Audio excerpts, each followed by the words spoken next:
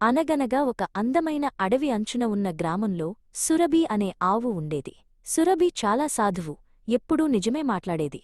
ప్రతిరోజూ అది అడవికి వెళ్లి పచ్చని గడ్డిని మేసి సాయంత్రానికి ఇంటికి తిరిగి వచ్చేది. ఒకరోజు సురభి అడవిలో గడ్డి మేస్తూ మేస్తూ సమయం గడిచిపోయిన విషయం గమనించలేదు.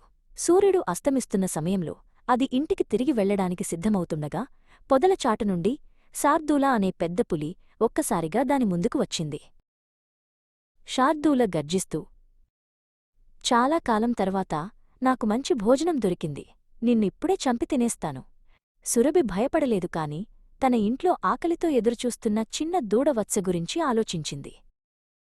సురభి వినయంగా ఇలా అంది, ఓ మృగరాజా, నన్ను చంపి నీ ఆకలి తీర్చుకో, దానికి నాకేం అభ్యంతరం లేదు.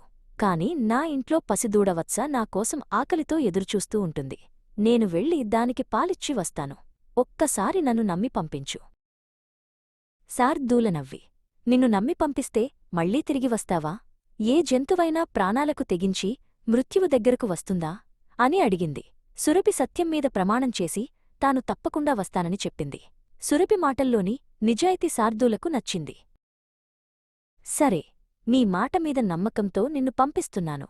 కాని నువ్వు రాకపోతే నిన్ను వెతుక్కుంటూ నీ గ్రామానికి వస్తాను అని హెచ్చరిస్తూ శార్దూల దారి వదిలింది.